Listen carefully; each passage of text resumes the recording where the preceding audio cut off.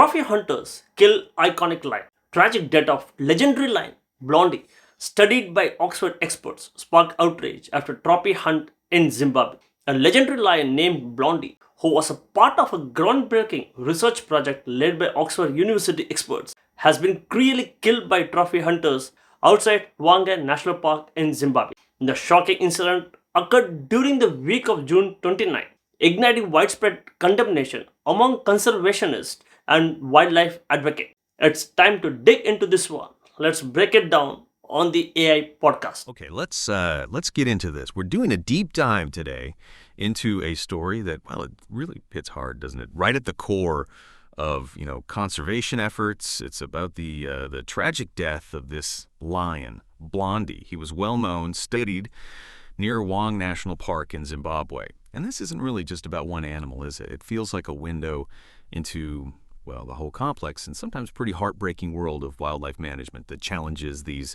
iconic species face. So our mission today really is to unpack the details around Blondie's death. We need to look at these serious allegations, ethical, legal violations, and then the ripple effect on conservation and what this specific case might tell us about the bigger threats lions are facing across Africa. Everything we're discussing, it comes from detailed research notes, various conservation reports, and of course news articles covering the incident. Yeah, and what's really striking here, I think, is just how significant this particular lion, Blondie, actually was. He wasn't just, any lion roaming around. He was actively part of this long-term research project. Oxford University scientists were tracking him.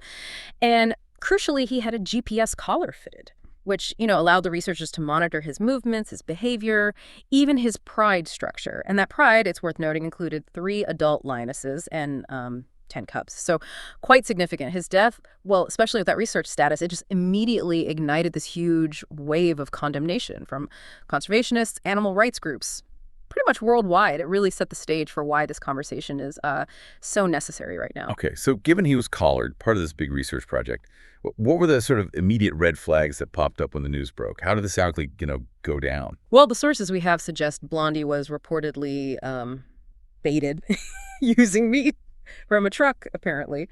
So this wasn't some kind of chance encounter. It seems he was deliberately lured out of the protected area of Hwange National Park, which is Zimbabwe's biggest wildlife reserve, remember. Lured out into a designated hunting area where trophy hunting is legally permitted. And it was there, sometime during the week of June 29th, that he was shot and killed by a paying hunter. Wow. Okay, just the luring part. Pulling him out of a national park, that sounds like a huge red flag right there. But then, like you said, he was collared. What was the specific reaction from Simon Espley? He's the CEO of Africa Geographic, right? And they sponsored Blondie's collar. Yeah, exactly. He was deeply involved. And that luring detail is critical because it sort of deliberately undermines the whole point of the park's protection, doesn't it? And Simon Espley was, well, understandably, absolutely outraged. Africa Geographic put out statements saying, there's strong evidence the professional hunter knew Blondie had the collar, knew he had dependent cubs. Espley himself said, and I think this quote is quite powerful, Blondie's prominent collar did not prevent him from being offered to a hunting client, which confirms the stark reality that no lion is safe from trophy hunting guns. He really emphasized that Blondie was a breeding male right in his prime, which, kind of makes a mockery of the ethical standards the Zimbabwe Professional Guides Association, the ZPGA, claims it upholds. That just brings up a huge question about rules, doesn't it? I mean, a young lion, collared, with cubs, surely there are regulations against hunting an animal like that. You'd think so, and there are. That's precisely the point. Blondie was just 5 years old, and he was targeted, apparently, in clear violation of Zimbabwe's own hunting regulations. Those rules state a minimum age of 6 years for hunting lions. And there's a preference for targeting non-breeding, older males, ones past their prime. There are even reports suggesting the hunter actually confirmed seeing Blondie with his cubs only about 2 weeks before the hunt happened. Now, the hunter, who hasn't been named, apparently declined to comment in detail, but did insist the hunt was, quote, conducted legally and ethically.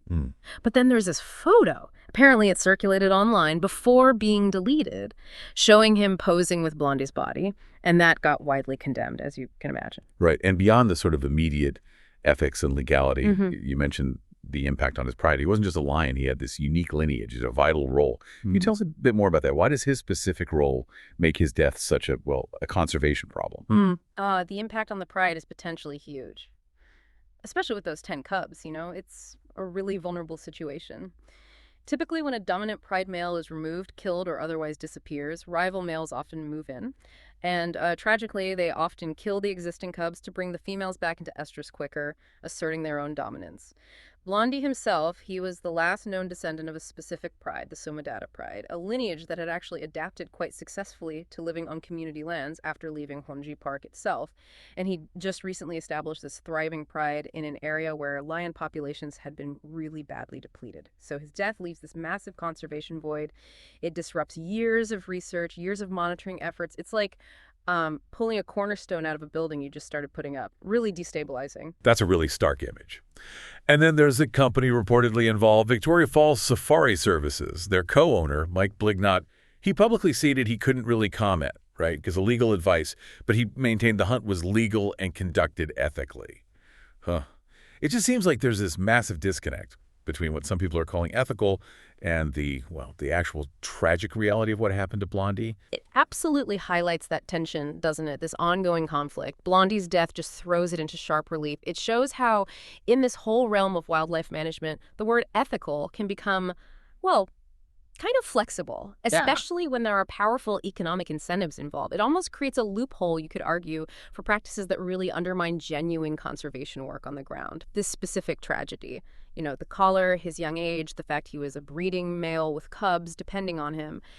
It's just such a clear, stark reminder of how fragile these conservation efforts can be when profit seems to take priority. And really, when you look at Blondie's story, it just perfectly sums up that core conflict we're talking about, that tension between, the claims of ethical hunting practices and the actual specific, quite troubling circumstances of his death. This one single tragedy, it just really illuminates the fragility of, all conservation efforts, really. Yeah. And Blondie's story, as absolutely heartbreaking as it is, it does connect to this wider, grim reality for lions, doesn't it? It goes way beyond just individual hunting incidents. For instance, it kind of brings to mind other horrific threats, like that awful South African poaching incident back in 2020, where, 16 lions brutally killed for body parts, often used in black magic practices, apparently. Gert Bloom, the owner of the lodge where it happened, Predators Rockbush Lodge, he described the scene. It's horrific. He said they hacked off 32 paws and 8 snouts. Lions were killed in agony. And even worse, 2 of the lionesses were apparently just hours away from giving birth. One had actually just delivered her cubs.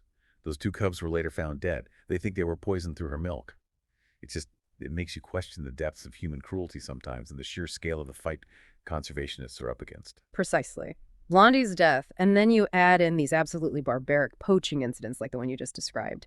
It's really rekindled these global calls for change. People are demanding, stricter laws around trophy hunting, much better enforcement of protected wildlife zones, and just way more transparency from the hunting industry itself. There's a very real fear now, especially among researchers, that more collared animals, more research subjects, are at risk unless there are urgent reforms. And probably significant international pressure, too. So it leaves us with a really big question, doesn't it? What does this story, the story of Blondie, a collared lion monitored for research, what does it truly reveal about this concept of ethical wildlife management? Especially when you factor in those powerful economic incentives that seem to be at play. And maybe the question for you listening is, what's your role in thinking about the future for these incredible, magnificent creatures? What can be done to hold trophy hunters accountable when they target prime breeding male lion? Don't forget to comment it. Thanks.